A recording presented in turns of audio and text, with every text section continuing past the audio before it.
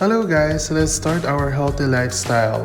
So ito, tuturuan ko kayo how to make the vegetable salad in an easy way. So I have already prepared everything. So ano nga ba ang meron dito sa salad na to or sa vegetable salad? Ano nga ba yung mga recados nila or recipe nila? So sana magustuhan niyo tong video na ito.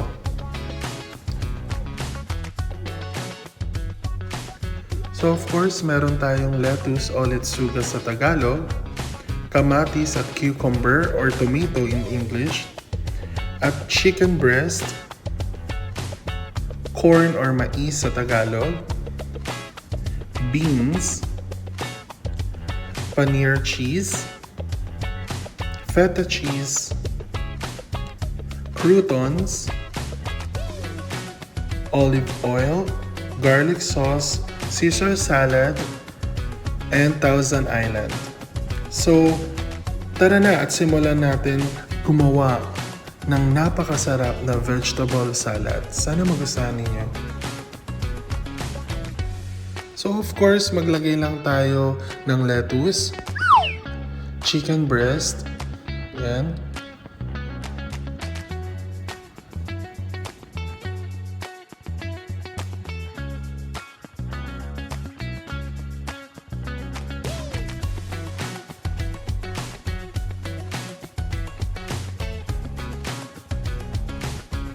simulan din natin maglagay ng cucumber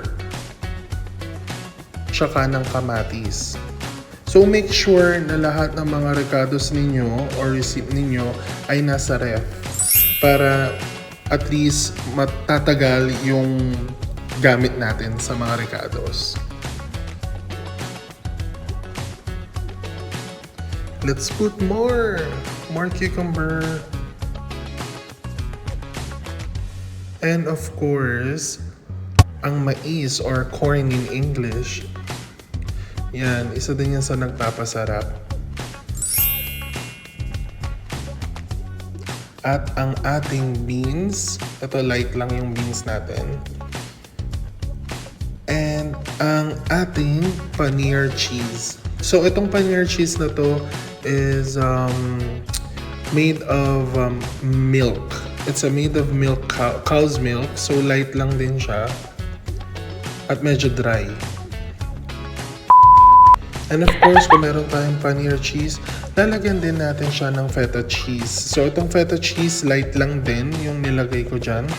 Ang binibili kong cheese is light lang para hindi siya ganun ka-boost ng calories.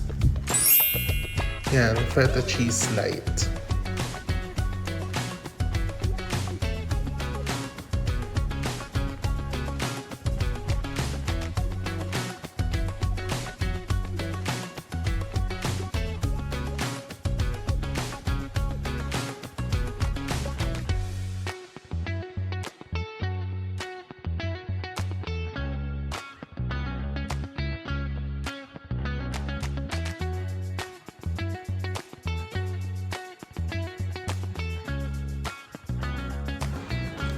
At syempre, lalagyan din natin siya ng croutons.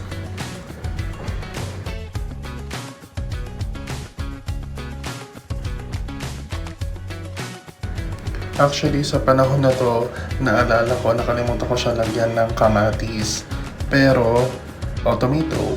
Pero, yung time na kinain ko na siya, of course, nilagyan ko siya. Hindi ko na napakita sa video.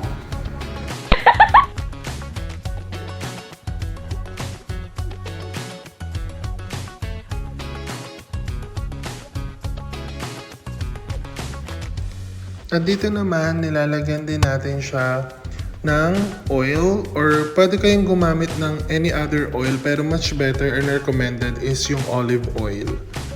Yan. Olive oil, little bit lang siya.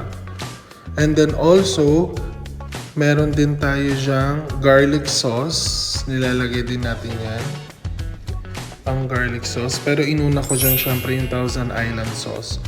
Kasi para nandun siya sa baba. Bababa yung magsasubside siya sa top, mapupunta siya to the bottom. Yan. At ang ating Caesar salad, ito yung nagpapasarap ng vegetable salad natin. Caesar salad. Little bit lang, pwede ka maglagay ng little sauce ng Caesar salad. And of course, para mas lalong sumarap yung vegetable salad, maglagay din tayo ng garlic sauce. Ayan. And then, pag nalagay mo na ang garlic sauce, it's ready to eat. Yes? Let's eat together. Yes. Thank you for watching.